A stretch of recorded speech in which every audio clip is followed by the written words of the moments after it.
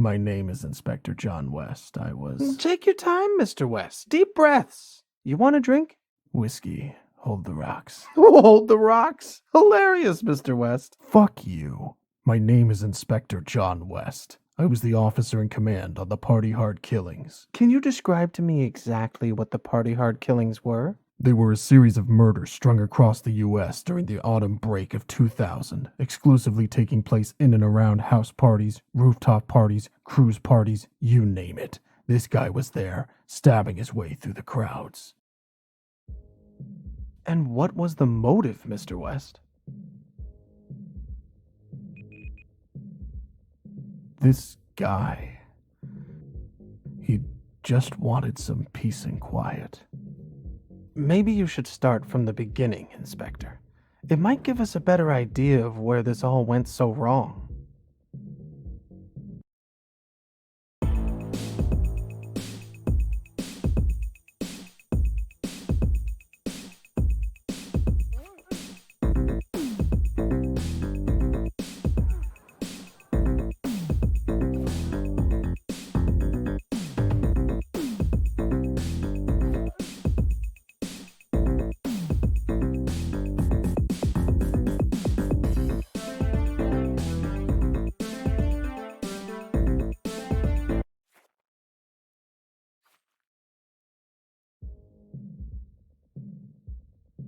One of my officers responded to a call near North Beach.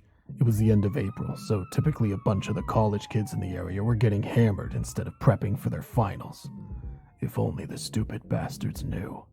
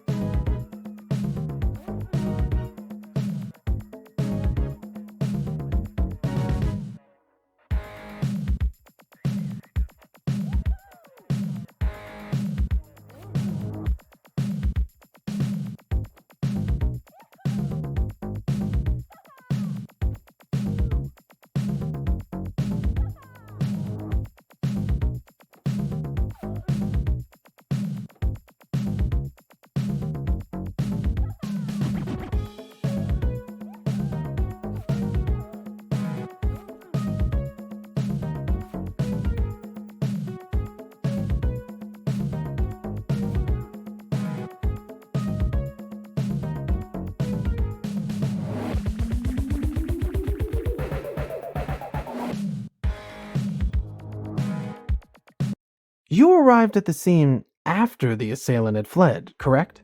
A little after 3 a.m., yeah. Were you aware of his current mental state at the time, Mr. West? His mental state? His confusion, the blood dripping from his hands, like someone else was driving him forward, yet a bright light leading him onwards. I heard that bright light, as you so eloquently put it, was just a bunch of biker trash scumbags in search of lost souls. Guess he must have hitched a ride with them somehow. Perhaps it was when they realized that the party was already dead. Excuse the pun. Speaking of dead, wasn't your daughter Katie at that party, Mr. West? Seeing her blood zigzagging between those bathroom tiles, it was like a sledgehammer using my stomach as a welcome mat, drowning without water. Jesus. She was so messed up that I couldn't even ID the body.